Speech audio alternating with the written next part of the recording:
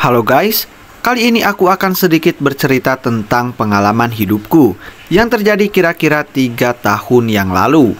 Perkenalkan, namaku Egi. Aku bekerja di salah satu perusahaan swasta yang cukup besar di kota Jakarta. Jadi kisahku ini berawal dari seringnya aku berlangganan jamu keliling. Penjualnya bernama Mbak Yati. Namun, aku sering melihat Mbak Yati penjual jamu itu berjualan bisa sampai malam hari, sekitar jam 8 sampai jam 9 malam. Suatu ketika, saat aku pulang dari kerja kira-kira jam 8 malam, aku melihat Mbak Yati sedang duduk di depan ruko yang sudah tutup. Ruko itu pun lokasinya cukup dekat dengan kosanku. Karena aku penasaran, aku kemudian menghampiri Mbak Yati. Aku melihat Mbak Yati bukan sekali ini saja, dia duduk di ruko itu. Namun malam itu kulihat dari kejauhan sepertinya Mbak Yati seperti sedang ada masalah.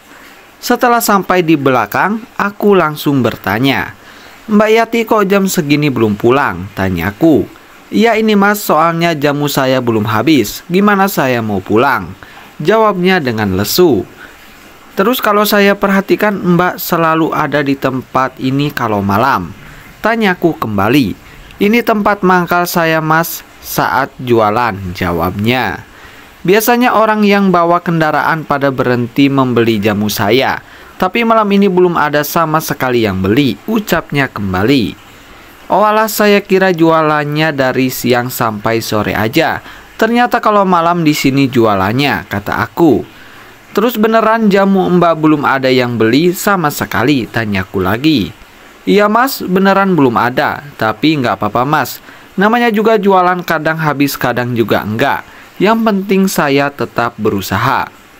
"Betul mbak, nanti juga pasti ada yang beli." "Ya sudah, lebih baik sekarang Mbak Yati pulang aja. Besok jualan lagi soalnya ini sudah malam. Kasihan kan suami dan anak Mbak nunggu di rumah." "Tapi mas, kalau aku pulang jamunya masih banyak dan gak bawa uang, aku bisa dimarahin suamiku mas." Jujur saat itu aku tidak tega dengan keadaan Mbak Yati. Tetapi ada suatu hal yang bikin aku takjub dengannya. Walaupun usianya sudah tidak muda lagi, tapi dia masih tampak terlihat segar dan enak dipandang. Mungkin karena tiap hari minum jamu jadi kelihatan awet muda. "Ya udah sekarang gini aja mbak, jamunya biar saya beli semua, terus mbak pulang aja," ucapku. "Tapi mas, kalau jamunya mas beli semuanya mau diminum kapan mas?" tanyanya. "Udah mbak, saya minum jamunya kapan-kapan aja, bawa aja dulu ke rumah mbak." "Tapi mas, saya nggak enak sama masnya." "Udah nggak apa-apa mbak, mungkin ini rezeki mbak," ucapku kembali. "Makasih ya mas, ini uangnya mbak dan kembaliannya dikasih aja ke anaknya mbak." "Makasih banyak ya mas udah menolong saya malam ini." "Ya mbak, sama-sama. Udah sekarang mbak pulang ya." Akhirnya malam itu Mbak Yati pulang ke rumahnya. Pada keesokan harinya, entah kenapa pada saat bangun tidur badanku terasa sakit semua. Mungkin karena kecapean kerja kali ya, dan pada hari itu aku memutuskan untuk tidak bekerja. Siang harinya aku mendengar suara Mbak Yati menjajakan jamunya. Lalu aku langsung panggil saja dia. "Mbak Yati, jamu dong," teriakku. "Oh iya mas Egi." Mbak Yati pun menghampiriku. "Mbak, tolong bikinin jamu pegelinu dong," pintaku. "Loh emang masnya kenapa sakit?" tanyanya. "Saya lagi nggak enak badan Mbak Yati," jawabku. "Oh iya, saya buatkan dulu ya mas." Sambil membuat jamu Mbak Yati berkata, "Mas itu masuk angin kali ya." "Sepertinya sih iya mbak, dikerokin aja mas." "Aduh, saya nggak bisa dikerokin mbak, lagian di kosan ini nggak ada ngerokin mbak. Kalaupun ada, saya tidak berani menyuruhnya." "Begini aja mas, biar saya yang ngerokin aja mas." "Ah nggak usah mbak, lagian mbak kan lagi jualan juga." "Udah nggak apa-apa mas, soalnya sakit linu gitu, kalau nggak dikerokin bakalan lama sembuhnya."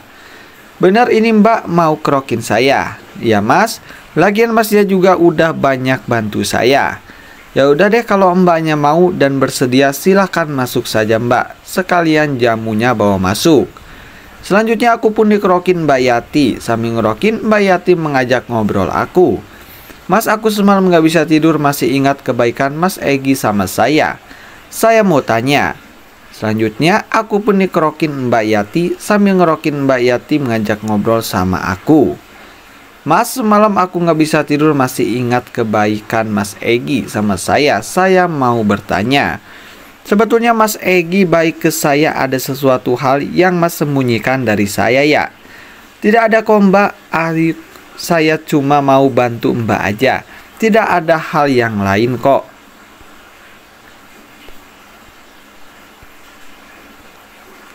Boleh enggak Mas aku cerita sedikit, ucapnya. Boleh kok Mbak, jawabku. Jujur ya Mas, selama ini suamiku sudah tidak bisa lagi membuat aku bahagia. Jadi yang dinamakan hidup berumah tangga itu bukan cuma materi saja, tapi kebutuhan yang lain juga harus diperhatikan. Maksudnya Mbak, kok saya kurang paham. Emangnya suami Mbak Yati kenapa? Tanyaku penasaran. Jadi gini Mas, suamiku itu sudah tak lagi memberikanku apa yang aku inginkan dalam hal apapun, termasuk kebutuhan yang itu tuh.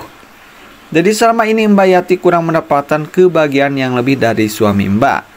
Iya Mas, benar sekali. Terkadang saya juga bingung mikir sendiri harus berbuat apa. Apalagi saya juga bingung harus membantu dengan cara apa. Tetapi pada saat itu aku melihat Mbak Yati memang mengharap lebih dariku. Nah sekarang Mbak Yati maunya gimana? Aku nggak muluk-muluk sih Mas, aku cuma berharap Mas Egi bisa membantuku. Maksudnya gimana? Saya kurang paham apa urusan kebutuhan itu juga. Mbak Yati pun terdiam. Kok diam Mbak? Aku penasaran dan memandanginya lagi. Gimana Mbak kok diam? Tak lama setelah itu Mbak Yati pun mengangguk tanda mengiyakan pertanyaanku tadi. Dan aku menyuruh Mbak Yati untuk berhenti mengerokku. Lalu di saat itu juga aku membantu Mbak Yati saat itu juga. Kini tugas dari suaminya telah aku ambil alih. Saat itu Mbak Yati merasakan kebahagiaan yang telah lama hilang dalam hidupnya. Kebutuhan batinnya terpenuhi. Kami semakin larut dalam hubungan. Setiap saat dia kembali ke kosanku dan kami melakukannya berulang kali. Sampai pada akhirnya aku pindah bekerja. Hubungan kami berhenti di tengah jalan. Kami tak lagi bersama. Nah, berikut adalah alur ceritaku bersama tukang jamu Mbak Yati. Dan hampir saja adegan-adegan tersebut diketahui oleh suami Mbak Yati. Untung saja kami berdua berhasil menutup semuanya. Nah, berikut adalah alur cerita untuk episode hari ini ya. Sampai bertemu di alur cerita selanjutnya. Terima kasih.